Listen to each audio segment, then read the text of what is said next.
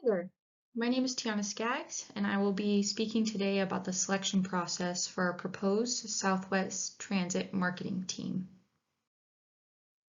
Today, I'm going to talk about our 4 proposed team members and how I went about determining who would best fit in the specific team environment, as well as their strengths and weaknesses. Then I will move on to discuss effective strategies in motivating and managing this team, how the selected team embodies the values of conscious capitalism, and finally, how this team will benefit the business as a whole. Our proposed team consists of Elizabeth, Caitlin, William, and Susan. Elizabeth has 4 years of experience with the company and wants to continue to move up. She is comfortable in team environments, and while she does have some weaknesses, it appears those could be overlooked in this type of team and potentially could be seen as a learning opportunity for her. Caitlin is young in her career, but is eager while also looking for challenging tasks. Placing her on this team will help her get her out of her comfort zone and develop better communication skills. William has also been with the company for 4 years and is a positive team player who is willing to jump in and act as a leader. While selecting the last team member was a bit more difficult, I decided to go with Susan because she is also relatively new to the company and is easy to work with. She does tend to lack focus though, but I ultimately went with her because I believe they can leverage William's perfectionist tendencies with her lack of focus for a more positive outcome. I believe this team has great diversity. When it comes down to it, they are willing and able to be in a team setting. They have positive attitudes and want to do a good job. Some potential weaknesses that will cause the team the most heartache will be William's avoidance of conflict and Susan's tendency to shut down when a task becomes too difficult. Those combined with Caitlin's high expectations could be difficult at times.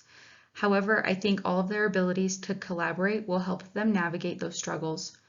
As outlined in the team member profiles, Elizabeth respects others' opinions and tries to resolve issues with what makes the most sense for all. I believe that strength will be leaned upon during their collaboration to have a successful outcome. The team's potential comes down to leveraging each other's strengths and weaknesses and determining when to utilize who and for what. It is also important to balance tenured experiences with new ideas from new employees. By creating some cohesion around that, ultimately, there will be a positive group dynamic and a successful outcome for the business. When thinking of how to motivate the team, you must look at the individual needs from the team. It will be important for the team member to understand one another's strengths and weaknesses and almost cater to that. Our textbook outlines multiple motivational theories, but I'm going to focus on Maslow's hierarchy of needs and the ERG theory. In Maslow's hierarchy of needs, there are 5 basic categories of needs. For example, all members' belongingness needs are high as they enjoy being a part of a team, but the esteem needs only appear to be high for Elizabeth and Caitlin, as they are both looking to move up, and Caitlin is even willing to move outside of the company to do so. Caitlin's self-actualization needs are extremely high, and she is highly motivated by challenging tasks which come from her overachieving personality and drive to move up in her career. Another motivational theory to understand when it comes to this team is the ERG theory.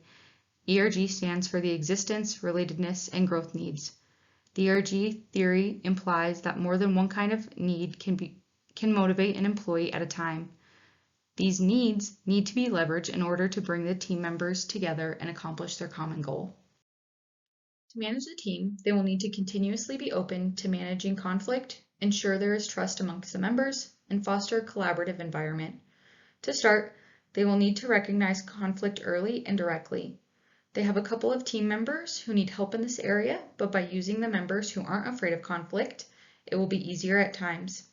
It will also help if they dive into their emotional intelligence and see how self-aware they are to be able to be aware of the feelings of the other team members.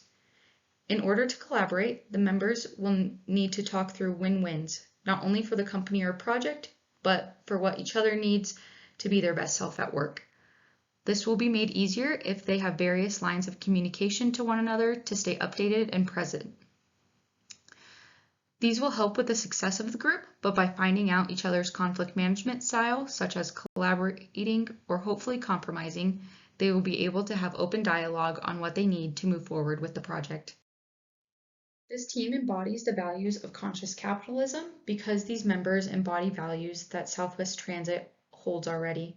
As Raj Sisodia breaks down in Conscious Capitalism Unpacked, an evening with Raj Sisodia, conscious capitalism consists of conscious leadership, stakeholder orientation, conscious culture, and a higher purpose. When it comes to conscious leadership, Southwest Transit wants to see our employees succeed and keep them with our company. These team members want to better one another and strive for coworker success. The stakeholder orientation can be seen in their willingness for efficiency. They embody conscious culture because they are at Southwest Transit for the long haul and, as stated earlier, care for each other's success. Finally, the attachment to a higher purpose is displayed in the members' need to succeed and strive for better results. They see the value of our mission to keep low fare costs and want to see that through. The company clearly cares for its stakeholders because the whole intention behind the company was to provide low-cost travel to their consumers.